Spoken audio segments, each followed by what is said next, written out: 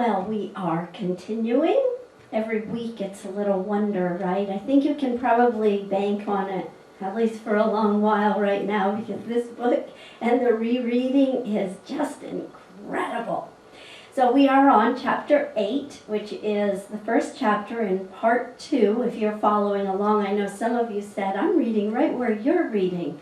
And you know, that gave me a thought this week of maybe opening up. So if you have an opinion about this, let me know. I thought about opening up the reflections to give either a topic or to open it up to the topic of the month, or something said during a message.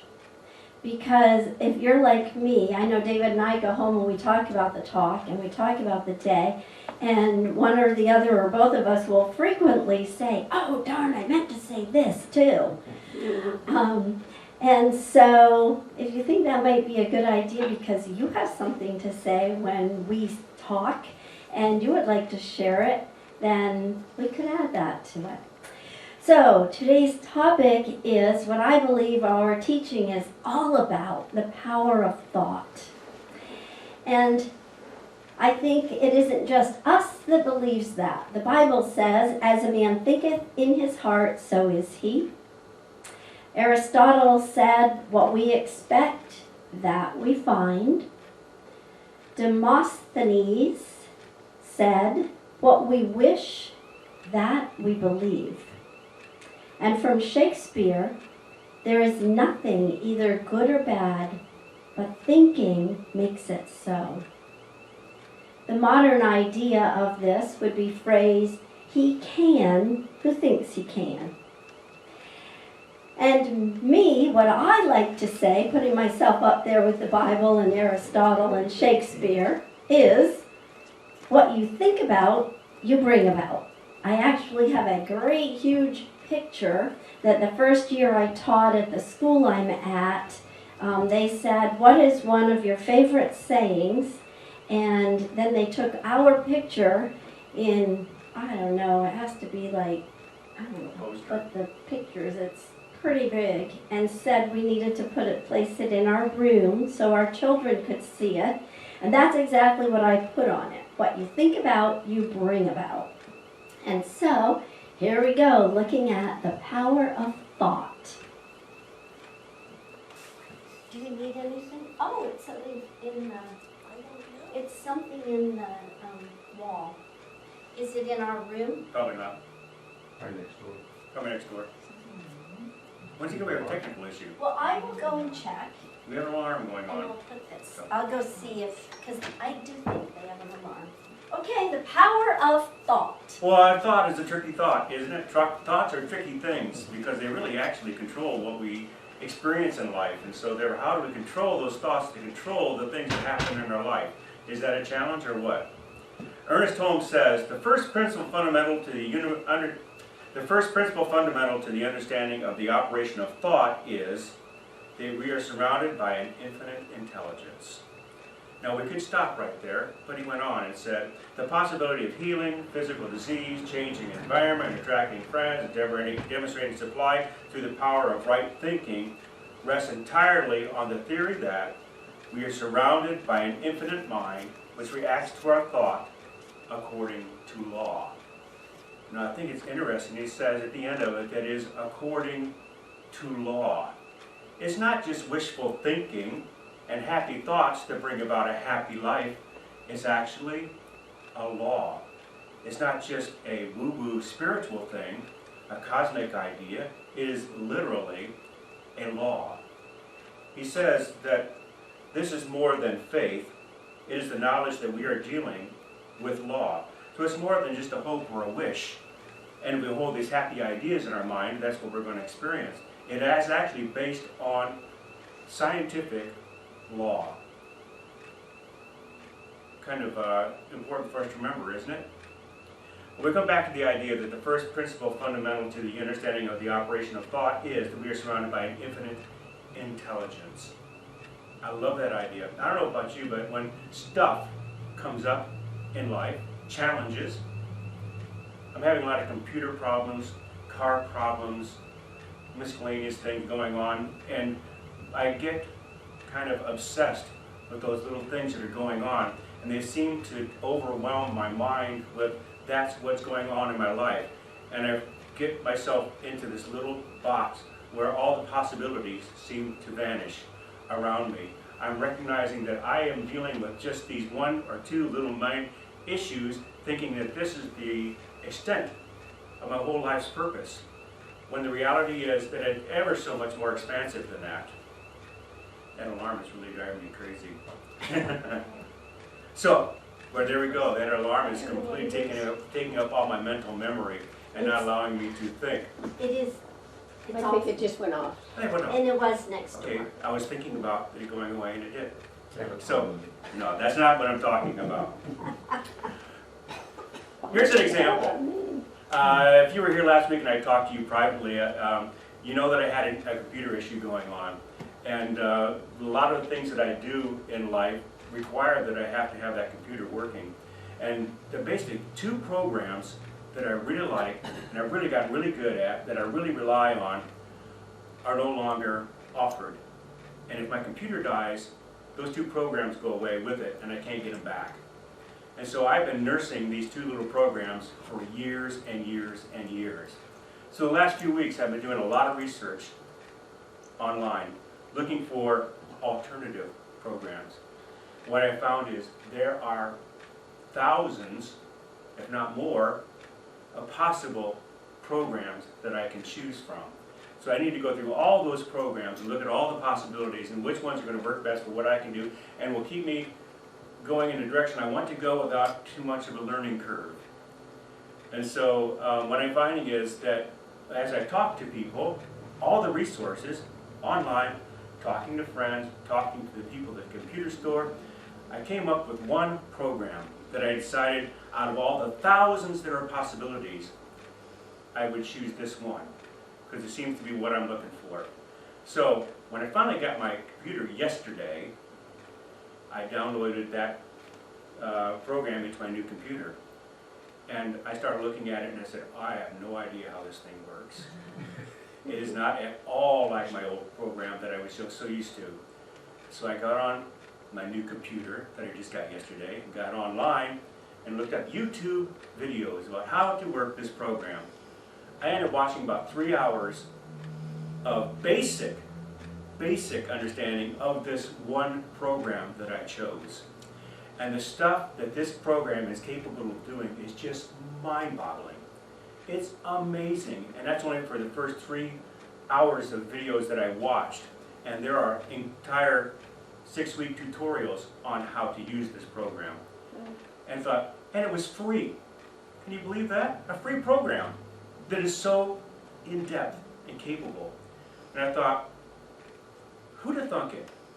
I thought that my entire ability was based on these two programs that I had nursed all these years, and I was set my mind into knowing how to use these two programs. And I spent 3 hours looking at one different one and realizing, oh my gosh, there's a huge world out there that I've never thought of exploring. Led me to this idea that the first principle fundamental to understanding the operation of thought is that we are surrounded by an infinite intelligence. Now we think the internet's pretty big, right? It's not infinite. We are attached to something bigger than that.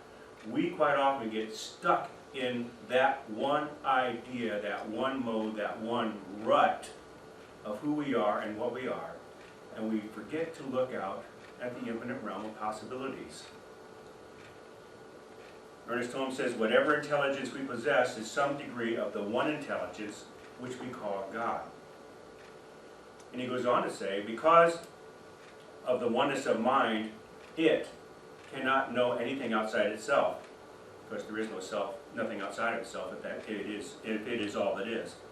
And therefore cannot contradict any thought given it, but must reflect whatever is cast into it.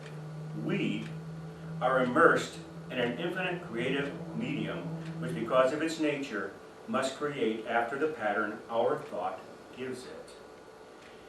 It must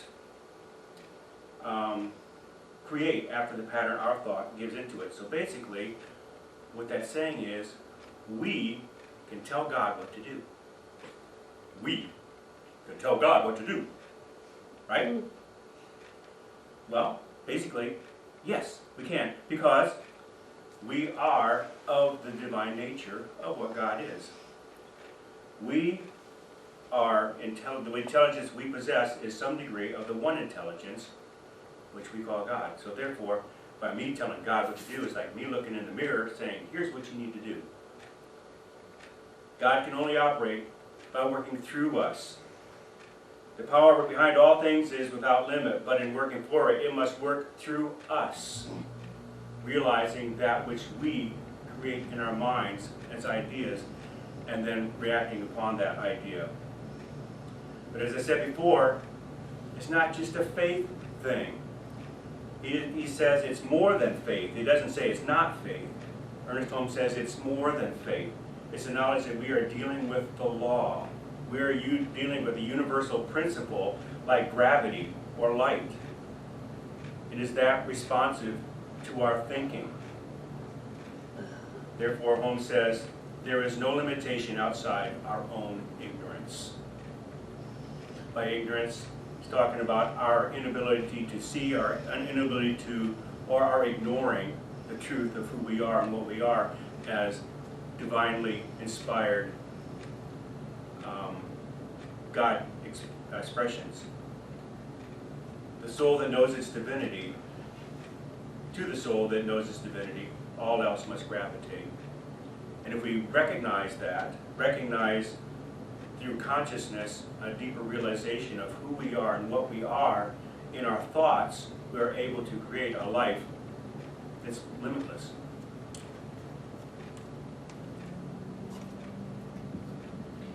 Now I'll just tell you right up front, I'm going to be repeating some of those same statements because they are powerful.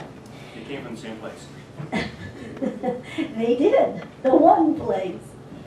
So I'm going to start with one that David already said. The first principle fundamental to our understanding of this thought is that we are surrounded by an infinite intelligence which reacts to our thought according to law.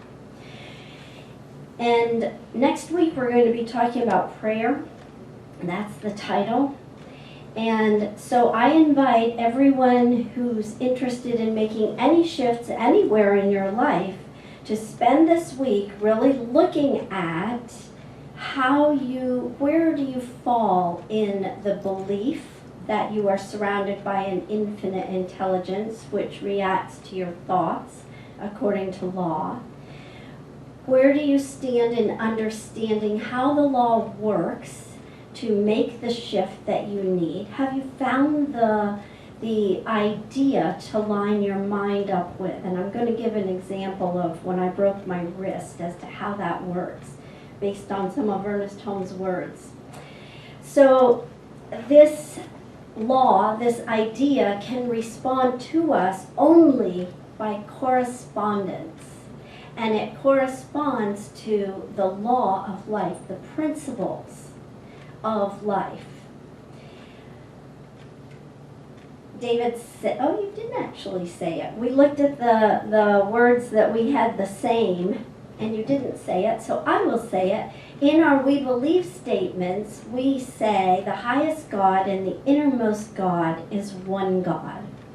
And as I was sitting and thinking this week, I came up with the idea, the intelligence, capital I, the intelligence that lives within me is me.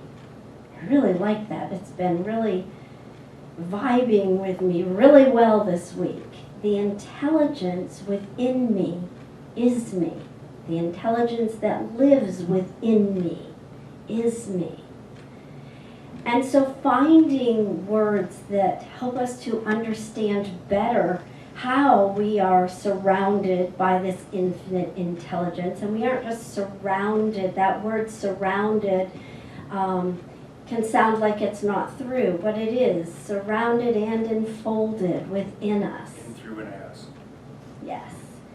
And so Ernest Holmes says, and I am paraphrasing, that the progress of the human race is a result whereby intelligence passes by successive degrees through evolution into the human mind.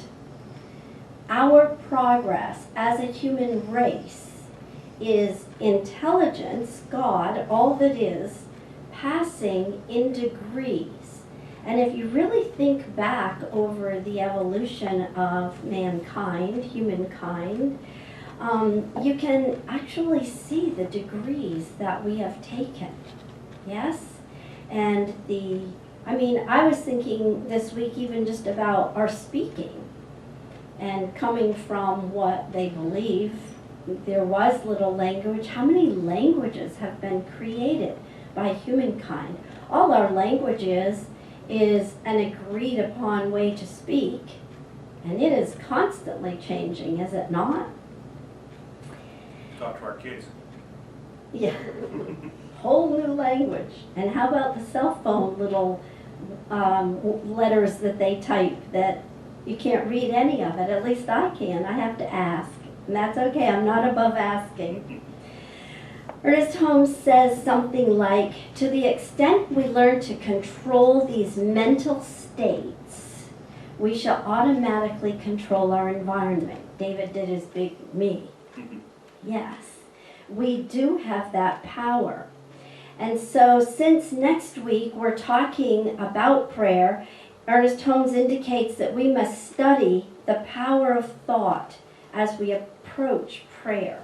Because when we go into prayer, if we desire it to actually take form, take an effect, we want to be really careful with which words we use. We want to use words that align with right thinking and a principle that is a law of nature, a law of life. This is a quote. What we need is not some greater power, but a greater consciousness. Now I love that, and I realize that it could sound to some like, oh, my consciousness isn't good enough? You're slamming my consciousness? No, not at all. That's not at all what's going on. What's going on is we're asking ourselves, if we so desire, to look at the thousands of ideas available for programs on the computer. The infinite number of answers to whatever it is that we desire a shift in. Because every possible answer is there.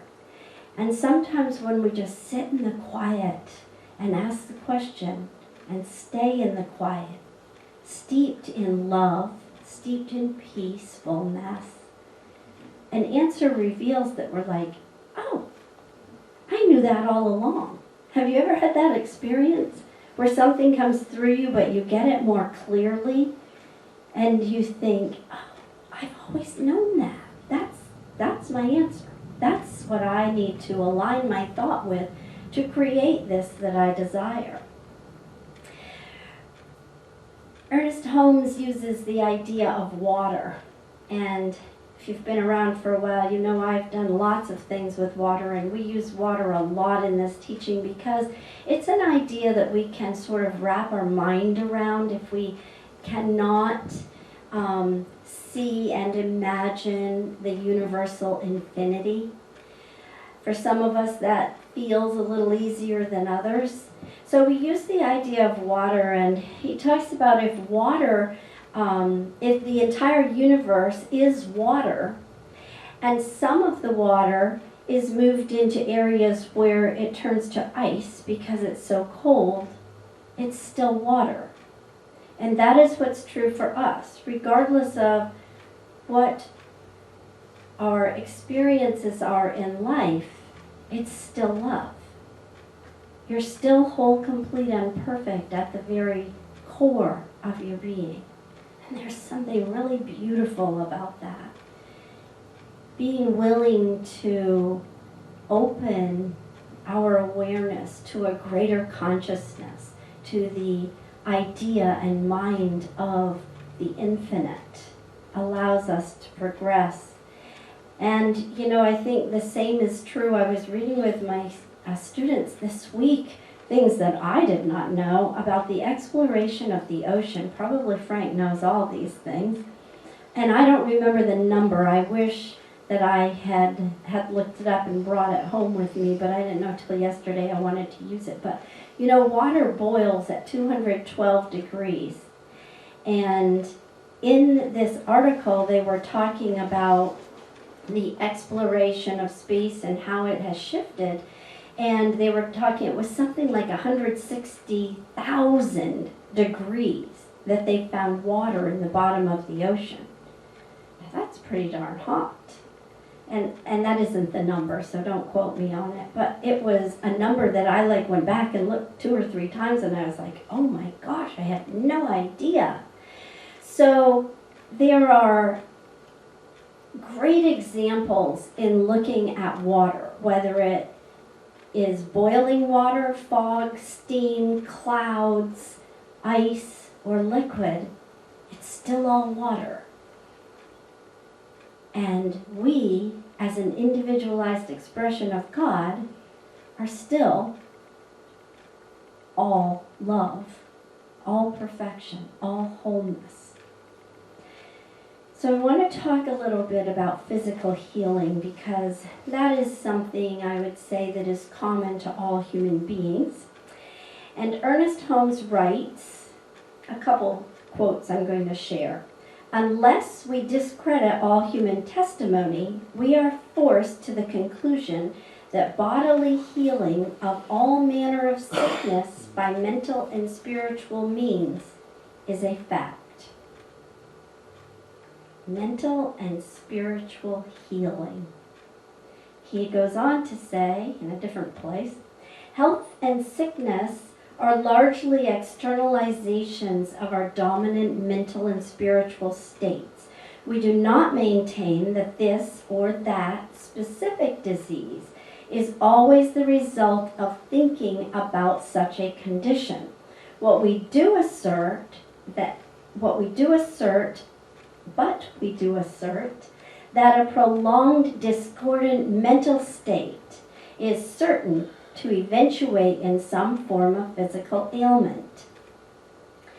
Now, I have found that can be a real tricky one when you're talking with someone, when you're doing healing work with someone, because it's not about us having done anything wrong. And as long as we stay in the idea that if I take responsibility for this physical healing, then it means that whatever I thought before was bad and wrong. No.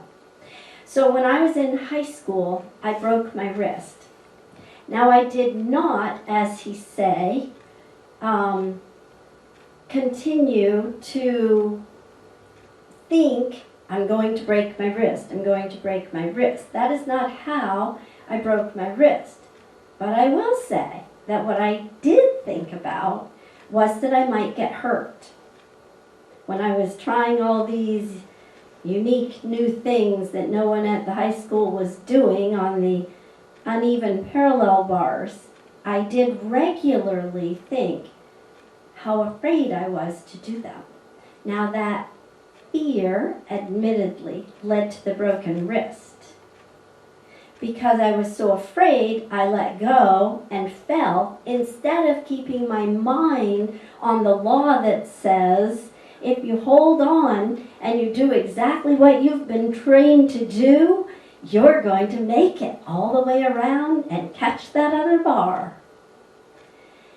So it isn't that we necessarily think I'm going to get a broken wrist, but something in our thought process is not in alignment with completing that perfect gymnastics move, or whatever it may be going on in our life. And so it's being willing to open to the greater consciousness and look at what law, what idea do I need to think consistently and constantly and know is the truth of me until it manifests within me.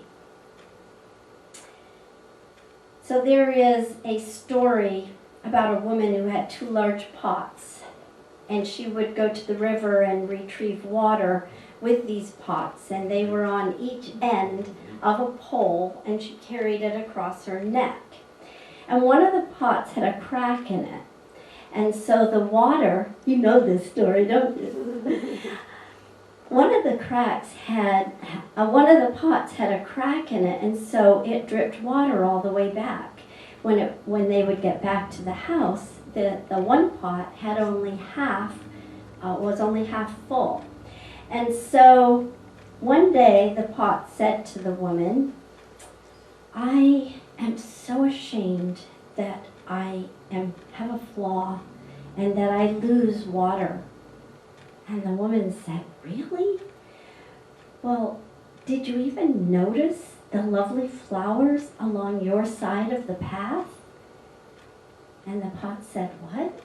And the woman said, "When I noticed that you had a crack, I planted flower seeds. And so we have flowers around our home. We have flowers all up your side of the path." She told the pot that without you being just the way you are, there would not be this beauty in the world. And I want to say that to you. Without you being just the way you are, there would not be that individualized beauty that you bring to life, to everyone that you meet everywhere. And it's not an Ernest Holmes quote that I would like to end with today, but something that I found online. I don't even know who it's by. Remember that you are water. Cry, cleanse, flow, let go. Remember that you are fire. Burn, tame, adapt, ignite. Remember that you are air. Observe, breathe, focus, decide. Remember that you are earth, ground, give, build, and heal, and be your beautiful self all over this world. And so it is.